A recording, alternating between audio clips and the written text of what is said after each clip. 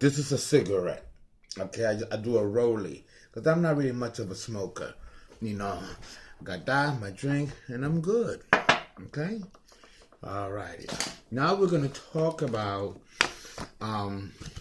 this is how you know that Donald Trump did not want to be elected president.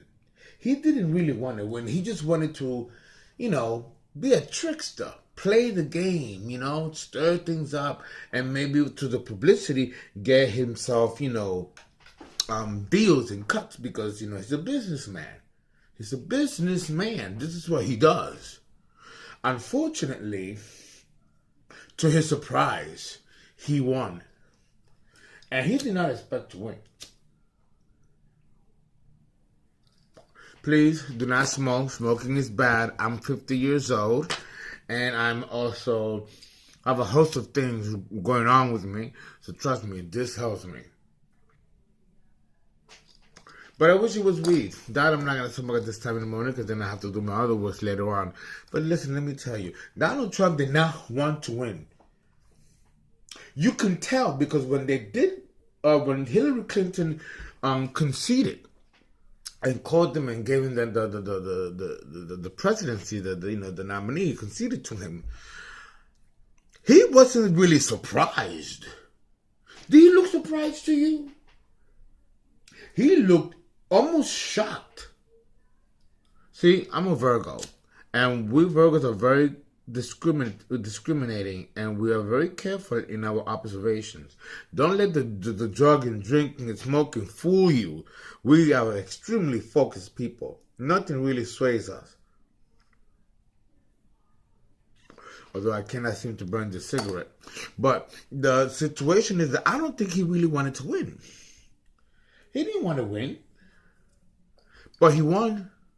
Because he was in shock.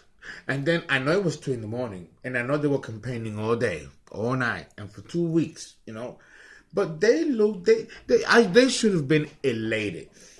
If it was me, I would have been elated that I won. Melania, Melanka, the kids, nobody, they look like zombies. Nobody really talked about that at the media. Can you believe that? No one really talked about it. They looked scared. They looked scared. Because now they're going to be in the public spotlight. Don't know how to be in the public spotlight in this capacity. It ain't like you're running down a runway, twirling and showing a couture dress. It's not the same thing. Now, these people are targeted. Now, I was in Florida. A couple of months ago, like in the summer. And I stayed at a, high-end hotel, which happened to be right across the bay from Donald Trump's estate. So I know, and I've seen the estate. It's gorgeous, beautiful. But listen, Florida, very difficult for you to be protected because anything can jump down and it's such open terrain, I think when he went away for Thanksgiving dinner, he was at his estate in Florida, you have people with fucking guns, machine guns, at the bay, in the water, something that you don't rarely see in Florida in that type of affluent community, and that actually kind of freaked the boy, Barron. It was on the news. So, these people are not used to that type of scrutiny. And to pay for security to keep young Barron protected and the entire family clan is $2 million a day. $2 million a day. And this is in the state of Florida. And now they didn't go into specifics about what that money encompasses in a day. But to take care of that family, if they are in Florida, in their estate, one of many of them, and then the Trump Towers, with that situation going on, and then the presidency. Now, let me tell you, that can destabilize a family. This is a family. Now, look, listen. The Trump family, the clan, they may be very good at business. They may be very good at business. But to run a country as complex as the United States, it's going to take some doing. You cannot wing it. We got too many enemies, too many people that want to see our demise. And to have this man in office is an opportunity for the rest of the world to watch a slaughter of a nation. And we are the ones that apparently are being put in the chop block. Now, I don't underestimate Trump. And I know that my language is that of someone who may be undermining him. I'm not undermining him. I'm an American and a veteran. And I have concerns about this man being our commander-in-chief. But, Geminis will surprise you. W. Bush. But leaving the signs aside for a second, we have to look at the political strategies and the team of political strategists that Donald Trump may or may not have at his disposal. But even if he does, will he listen? And if he does listen, which one of the two will be listening? And which one is going to take executive action?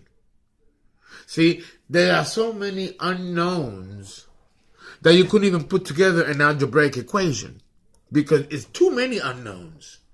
This will have to be differentiated calculus. And that's probably the most hardest form of linear mathematics available. Yet, we do not, well, it's not really linear if you really think about it. But the point remains that we don't know how this man is going to respond to crisis. And I'm not talking about the crisis about suicide bomber, like what happened in Ohio with that Somalian student from the University of Ohio, State University, who ran his car into these people in the sidewalk and then came out with a knife and started stabbing people. 8 people hurt, 1 critically wounded in serious condition. Okay? That's nothing compared to maybe what happened in Paris a year or 2 ago, which was really serious. Now, what happened in Boston with the Olympics, with that bombing, which maimed a few people? What is he going to do to prepare his family for that type of crisis? Let alone what he will do for us to protect us from that type of crisis. See? So, if I was Donald Trump and I took, incumbent position, it's not going to happen until January 20th, but, president-elect until then is enough. And to be in that position, I will be hitting it running. I certainly will not be taking a vacation in my estate in Florida, knowing that there's so much to do. Because if you were a political person, then maybe you can take a vacation. But you're not a political person with no political experience. You should be taking every single opportunity and time to get yourself ready. See, and that right there is very telling of the energy level and even the serious commitment that he may have towards the presidency. There are some very bad vibes as an astrologer and a medium that I am seeing over this. Donald Trump has to be careful. The birth chart, which you can read on www.thepeoplesastrologer.com, doesn't look really good. We had one assassination that was successful, and that was John F. Kennedy, a Gemini. And it's interesting that we are seeing similar signatures here. There's certainly danger of Donald Trump dying in office because it's in the birth chart. And this is not something that I'm putting out there as an energy. I would not want my president, I don't care if it's Hillary, I don't care if it's Donald, to be murdered. That's not something that I would want. That's not something that I think the American people would want. But the propensities are there. It's there. So then what are we going to do?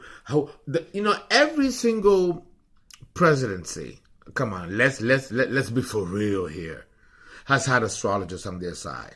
And I'm not going to go into it now. But they have. He needs to have someone of an astrologer that can be impartial and will not cater to his bullshit. Preferably someone who didn't vote for him, someone who's neutral, to help him. Because in that way, it helps the country. Because God forbid a mistake is made. It could have us all killed.